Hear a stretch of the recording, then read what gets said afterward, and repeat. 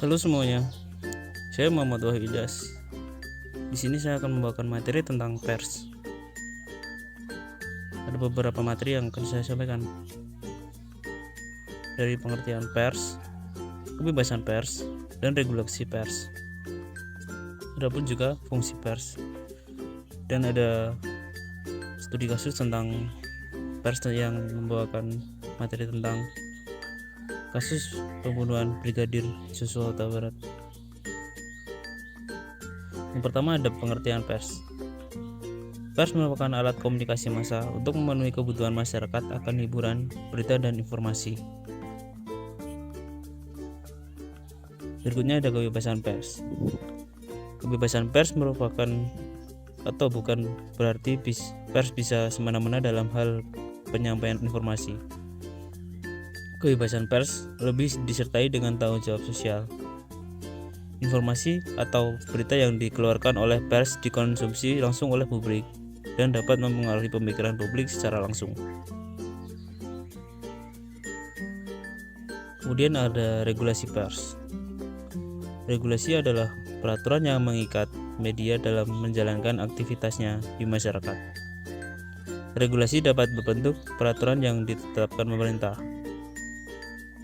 seperti undang-undang pers atau kode etik yang ditetapkan oleh organisasi wartawan atau profesi, seperti kode etik jurnalistik.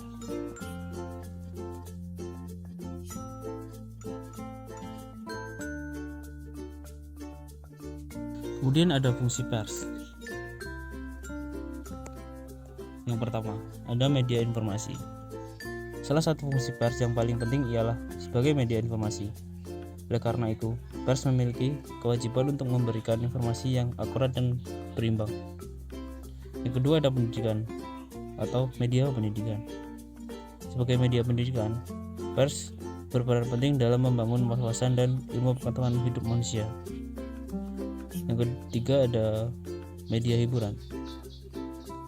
Walaupun bentuk hiburan yang disajikan oleh pers, tetap ada aturan yang berlaku, di mana hiburan harus tetap mendidik dan tidak melanggar nilai moral, HAM, agama, dan peraturan lain yang tidak diperbolehkan.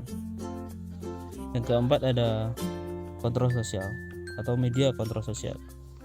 Dalam pelaksanaannya, pers juga berfungsi untuk mengawasi jalannya birokrasi, sehingga dapat mencegah terjadinya penyelewengan seperti korupsi, kolusi, nepotisme, atau KKN, dan berbagai penyimpangan lainnya.